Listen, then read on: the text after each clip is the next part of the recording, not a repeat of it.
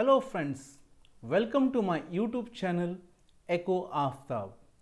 In my today's class, I am going to introduce to you a new branch of mathematics, and that is calculus. As you all know that calculus plays a very important role in each and every sphere of our life. Calculus is applied in various subjects. We can find the use of calculus in actuarial science, that is science with regard to insurances. We find calculus is used in computer science, statistics, engineering, medicine, business, in demography. And also friends, calculus is a basic part of physics, chemistry, and none of the less, calculus is also used in economics. So in my today's class, I am going to devote only for understanding few basic concepts related to calculus, and how it is applied in economics I will keep it for my next classes. So myself Aftab Bhai once more welcome you to our new concept, and that is calculus. Moving ahead, let us see first what is the meaning of calculus.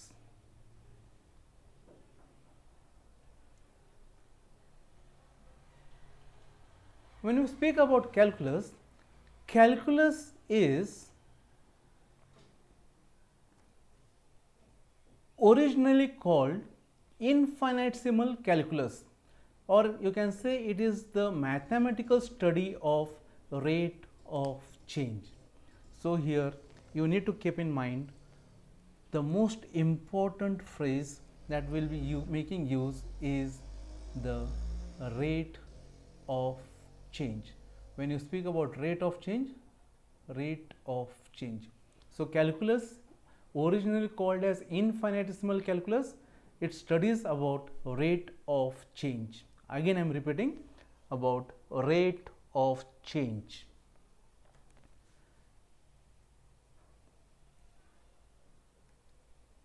There is a concept called as differential calculus. Calculus is basically divided into two parts. The first part is differential calculus. What does differential calculus means?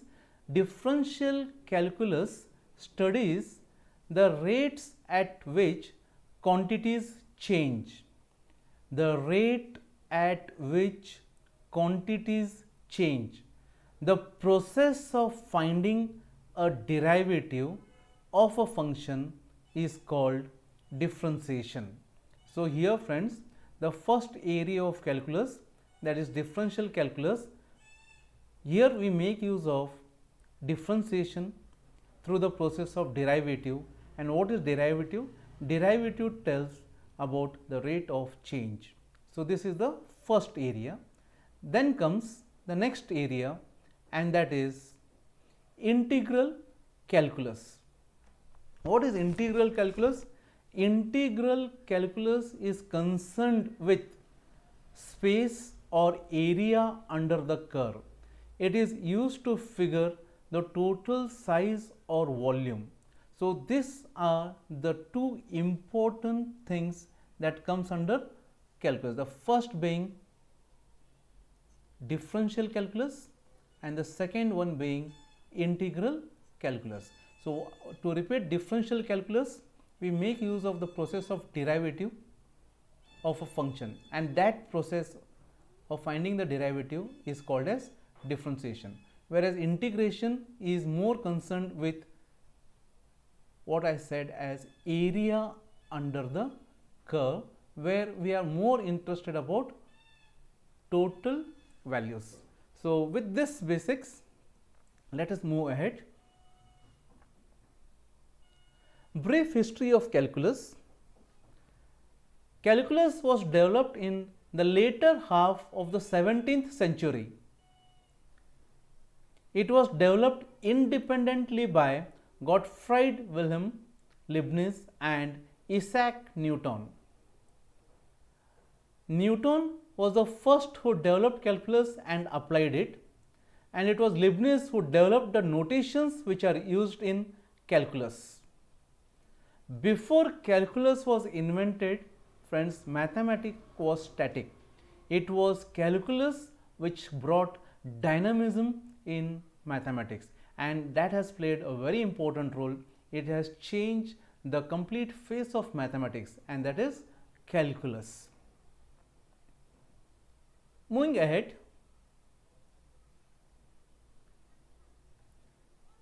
differential calculus. In the words of Professor Whitehead, the differential calculus is the systematic consideration of the rates of increase of functions. So, when I am speaking of rates of increase of function, here again I am using the word rates. So, you can say rates of change, and this change, it can be in the form, it can be increasing or it can be decreasing. And rates of change of what? Rates of change of functions. And already I have told you in my previous classes as to what functions are. To know what functions are, you can refer this particular video which is shown in the cards.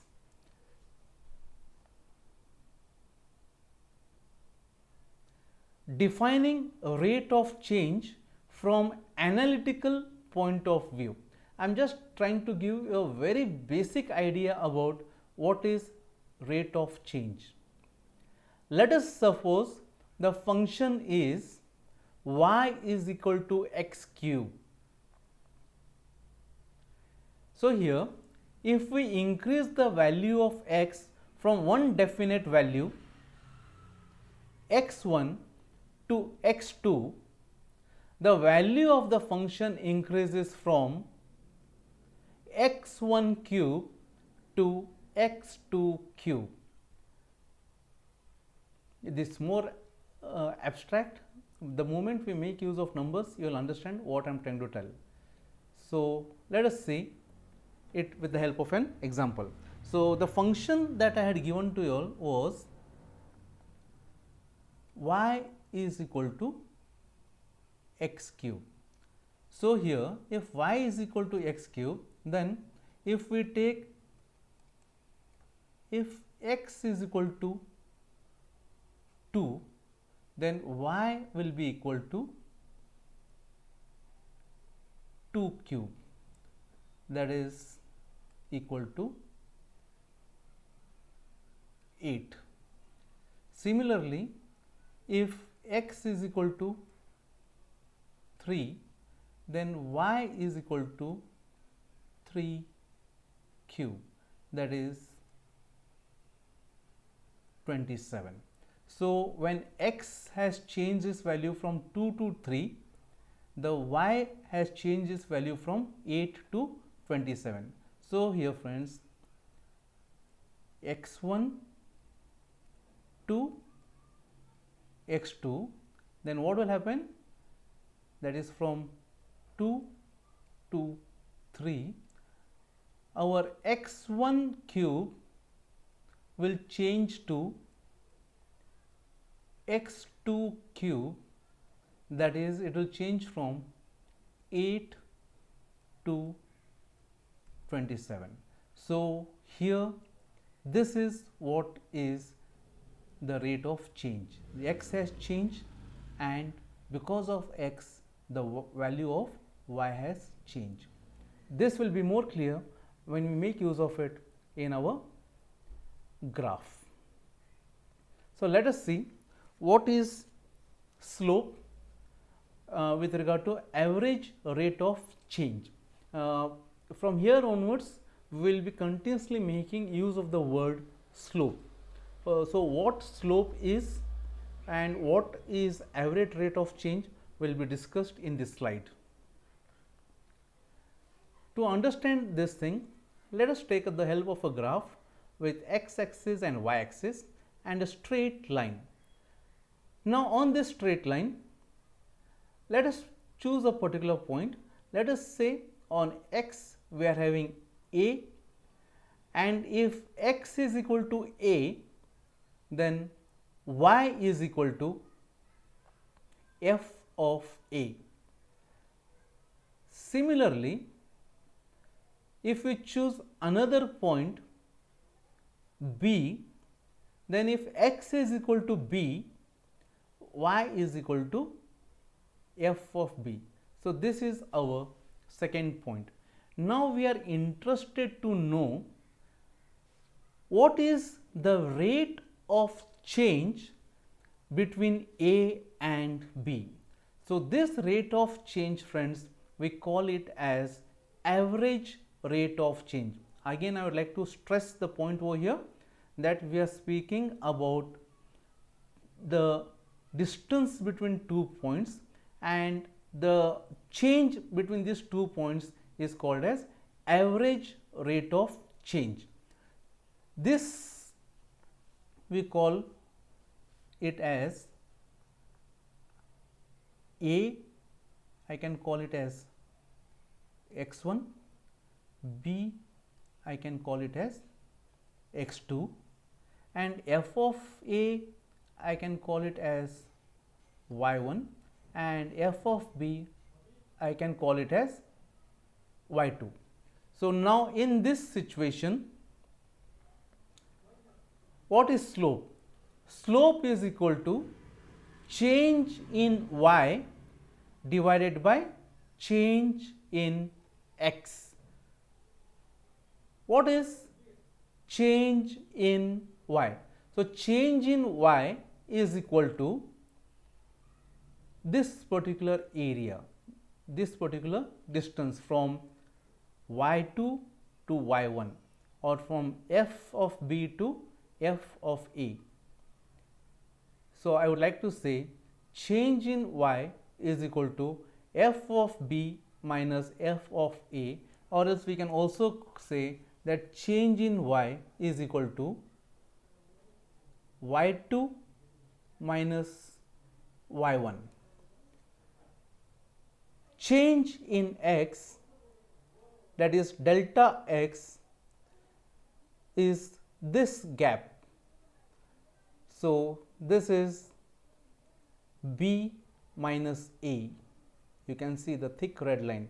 So, for b minus a, I can call it as x2 minus x1. So, if you see in the graph, delta y by delta x is equal to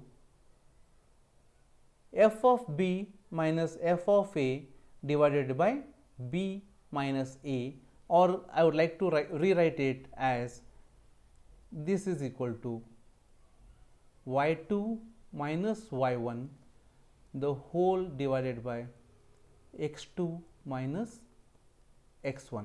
So, this thing y2 minus y1 divided by x2 minus x1 is the formula to find out the slope of a straight line. Moving ahead,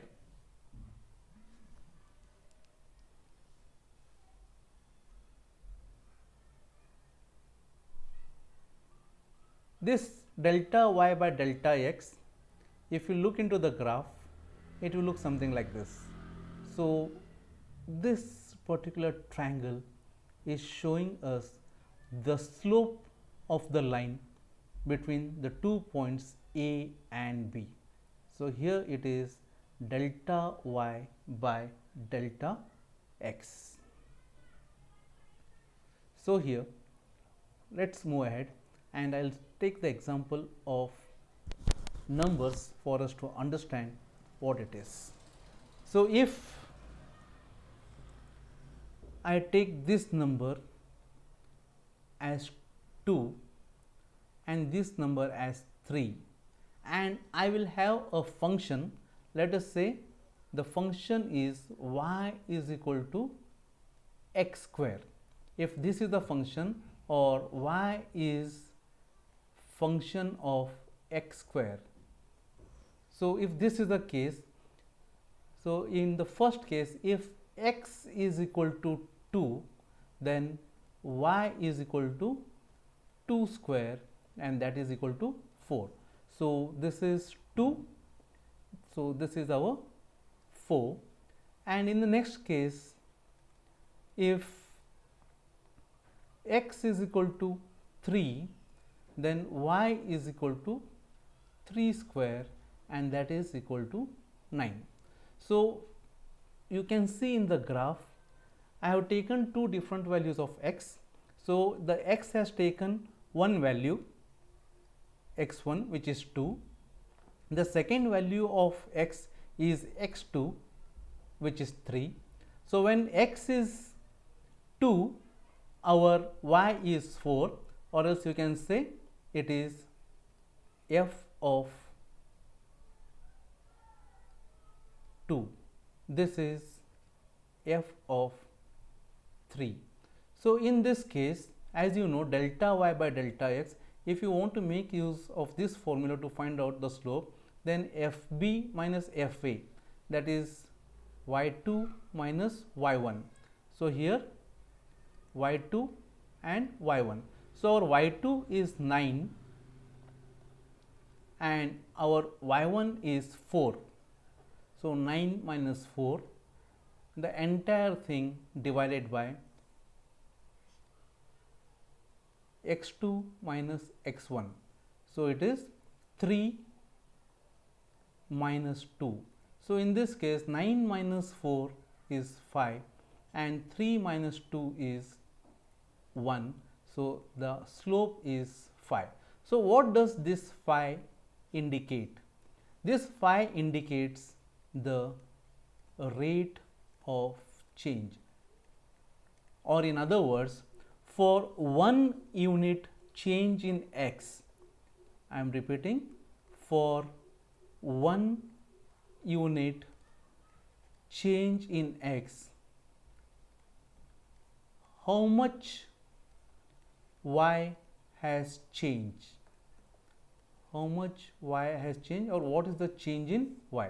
So for 1 unit of change in x, there is 5 units of change in y. This phi is the rate of change, or you can say this phi shows the slope of the function y is equal to x square. So here, to make it more simple, I have taken a straight line. Actually, this x square will not be a straight line, it will be a curve. Now the question is, if it is straight line, it is very easy for us to calculate the average rate of change when it is with regard to straight line, and the formula to calculate slope of a straight line is y2 minus y1 upon x2 minus x1.